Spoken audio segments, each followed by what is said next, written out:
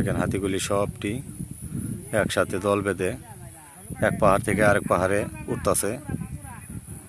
আসলে এই হাতি আর মানুষের যে একটা আহার জারি, এটি শেষ হবার নাই।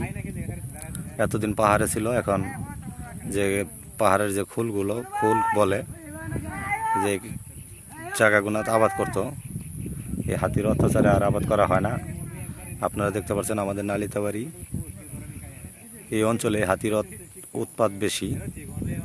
দেখেন এখানে আছে এক গ্রুপ, আবার পশ্চিমে পার্কের ওই জায়গায় আছে এক গ্রুপ। সারা পাহাড়ে হাতি। এই হাতির অত্যাচারে মানুষ সর্বহারা হয়ে গেছে কিছু লোক। আসলে আমি বেশি কিছু বলতে পারি না, আপনারা দেখতে পাচ্ছেন।